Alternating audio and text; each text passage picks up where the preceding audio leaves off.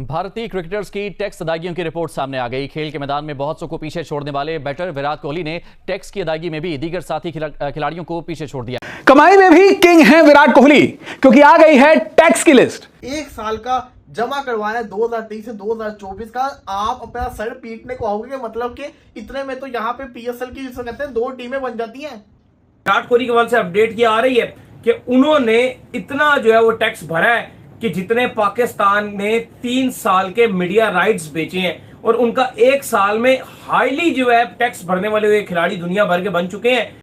विराट कोहली खाली क्रिकेट के किंग नहीं है। विराट कोहली ने तो बता दिया कि वो पैसे के मामले में किंग है, क्योंकि किंग तो वही होता है जिसके पास सबसे ज्यादा दौलत होती है।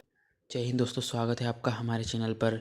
तो आपने न्यूज़ देखी होगी कि विराट कोहली ने जो न्यूज़ आई है उसमें बताया जा रहा है कि as a sports person India में सबसे ज़्यादा टैक्स दिया है, जो कि पाकिस्तानी रुपयों में लगभग 220 करोड़ से ज़्यादा बन रहा है, जिसको देखकर पाकिस्तानी मीडिया के मुंह में लार टपक रही है। और जो पाकिस्तानी जो पीसीबी थे उनकी जो राइट्स बिके हैं वो लगभग विराट कोहली के टैक्स के बराबर ही है। तो ये देखकर वे काफ़ी ज़्यादा शौक हो चुके हैं। चलिए दोस्तों देखते हैं पूरा वीडियो। जय हिंद जय भारत। हमारे चैनल को सब्सक्राइब जरूर करें। रिपोर्ट में विराट कोहली की जो मौजूदा नेटवर्थ है, कुल नेटवर्थ 1050 करोड़ आंकी गई है। यानी कि कम से कम विराट कोहली की जो मौजूदा वेल्थ है 1050 करोड़ की है। अब विराट कोहली ने फाइनेंशियल ईयर 2023-24 में 66 करोड़ का टैक्स भरा है। अब सबसे ज्यादा जिसको कहते हैं उसके पास पैसा वगैरह होता है। तो विराट कोहली ने तो क्रिकेट में तबाही मचाई हुई है। लेकिन अभी रिसेंट जिसको कहते हैं ना, मैं देख रहा था, सर्वे आ रहे थे, पोस्ट आ रहे थे, इन्फॉर्मेशन आ रही थी कि विराट कोहली इंडिया का नंबर 1 सेलिब्रिटी है स्पोर्ट्स के अंदर जिसने सबसे ज्यादा टैक्स जमा करवाया है। और फिर मैंने कहा कितना टैक्स हो जाएगा, एवरेज जिसको कहते हैं कितना हो जाएगा, इतने लाख हो जाएगा, 3-4 लाख हो जाएगा। यहां पर आप मान के चलें कि 66 करोड़ तो सिर्फ और सिर्फ वो टैक्स है जो कि उनके नेट प्रॉफिट के 30% के स्लैब में कम से कम आता है। लेकिन अगर विराट की इनकम की बात की जाए तो विराट कोहली सिर्फ क्रिकेट से पैसा नहीं कमाते हैं। विराट कोहली एक अच्छे बिजनेसमैन भी हैं। उन्होंने कई मल्टीपल बिजनेस वेंचर्स के अंदर पैसा इन्वेस्ट किया है, कुछ कंपनीज के अंदर पैसा इन्वेस्ट किया है, कहीं पर उनके बड़ा चौड़ा स्टाफ है तो स्टाफ की सैलरी विराट कोहली की तरफ से दी जाती है। उनकी कंपनीज का अलग अलग एक्सपेंसेस होते हैं। बल्कि 2 नहीं 3-4 टीमें बन जाएंगी।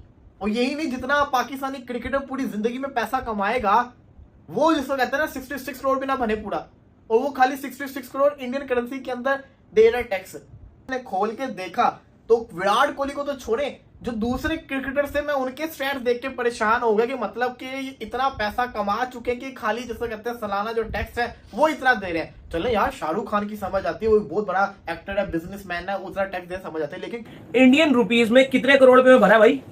इंडिया में अगर आप देखें तो इंडियन क्रिकेटर्स जो है उनकी टैक्स पेयर की लिस्ट आ गई है, और हम हैरान रह गए जो विराट कोहली ने 2023 और 2024 का टैक्स भरा है। खैर लिस्ट तो सबकी आई है, जिसमें विराट कोहली का भी नाम है, महेंद्र सिंह धोनी भी रिटायरमेंट के बाद भी जिस तरह से उनका नाम सेकंड नंबर पे आ रहा है क्रिकेटर्स की लिस्ट में, और इंडिया के जो टैक्स पेयर्स हैं उनमें टॉप पे हैं क्रिकेटर्स सारे। क्रिकेटर्स की मैं बात करूं तो विराट कोहली ने इंडियन करेंसी के अंदर 66 करोड़ खाली टैक्स जमा करवाया है। टैक्स जमा करवाया 66 करोड़। पाकिस्तानी करेंसी के अंदर ये बन जाता है 217 या 18 करोड़। 218 करोड़ एक बंदा। हार्दिक पांड्या का नाम है, सौरव गंगुली, सचिन रमेश तेंदुलकर, इन सब का नाम है। लेकिन इसमें सबसे अगर आप ऊपर देखते हो जी साहब, हम हैरान रह गए जब विराट कोहली का हमें पता चला कि वो इंडियन रुपीस में तो वो करते हैं 66 करोड़, लेकिन ये पाकिस्तानी रुपीस में जो बनता है तकरीबन 218 करोड़ ये बनता है। 218 करोड़। ये अगर आप 66 करोड़ तो इंडियन रुपीस में ना जो टैक्स दे रहे हैं, लेकिन अगर आप पाकिस्तानी रुपीस में कन्वर्ट करते हो तो ये बनता है 218 करोड़ लगभग, कोई 218 तक बनता है। और पीसीबी ने, और ये 1 साल का उनका है, और पीसीबी ने 3 साल का जो मीडिया राइट्स अपना बेचा है, 3 इयर्स का जो। और अगर पाकिस्तानी करेंसी में कन्वर्ट करो तो 217-18 करोड़ तो कोई कमा ही नहीं सकता पाकिस्तान में, ऐसा क्रिकेटर कोई है ही नहीं।